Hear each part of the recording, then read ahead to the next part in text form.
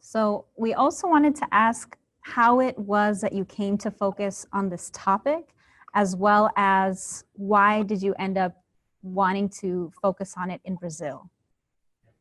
Okay, so I would think my interest in Brazil started before the actual research topic. I uh, was started dancing capoeira maybe when I was in my master's program. I really loved the music and the instruments, and it was a great workout. I have a background in gymnastics, so it implemented a lot of the acrobatics, and I loved it. And then I followed up around the same time. I took a course on the African diaspora in Latin America, and I was just fascinated with how the Spanish culture and the African culture kind of meshed together, and especially how social status and religion affected that, to allow uh,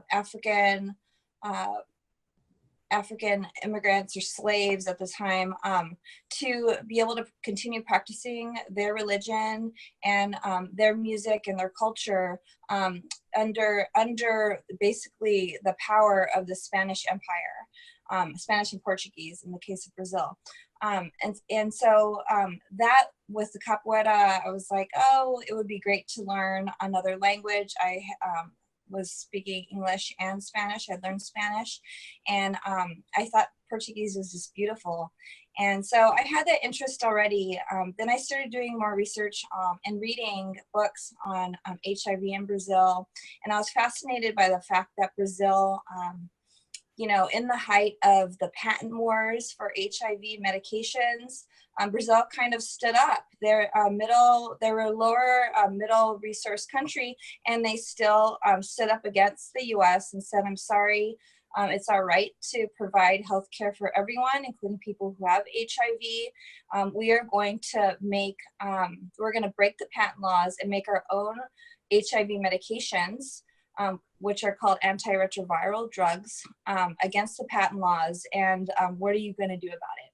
And so I thought it was super cool that Brazil made it a point to prioritize their citizens' health status. Of course, there are still really striking health disparities in the country of Brazil. It's a really big country with a lot of people that require, but I thought it was cool that they have a public health system set up with socialized healthcare where people can go in. And I actually went on the first time I went to Brazil. I got super sick. I think I had the flu, and people around me were concerned. So they actually took me to the socialized healthcare system. And even as a visitor, as a tourist, I was able to receive healthcare, and I saw a doctor, and they were able to give me some medications for free.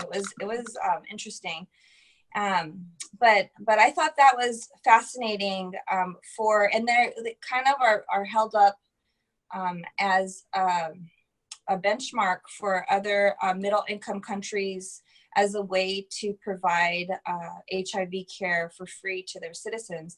And even if, you could be the poorest or the richest Brazilian, you still go to the public health system to get your HIV care. That's how good it is. So I was fascinated by that. At the same time, my interests were around sexual and reproductive health. And my background was looking at family planning and contraception, and how women are able to meet that need of wanting to control their fertility or plan their family or wait or not wait. And I learned that in Brazil, 40% of women who are of reproductive age, which is between the ages of 13, 14, and 50, are surgically sterilized. And I've always learned in my classes that this is probably the last resort for a lot of women, because it's such a permanent family planning method. So I initially was thinking to myself, this is a coercive way for the government to control women's bodies. Mhm. So I thought, it was a stark contrast to their great HIV program, and that was exactly my interest in how HIV and fertility overlap. So that was what made me want to focus on Brazil, because of their great HIV program, but also their potential to grow in their family planning program.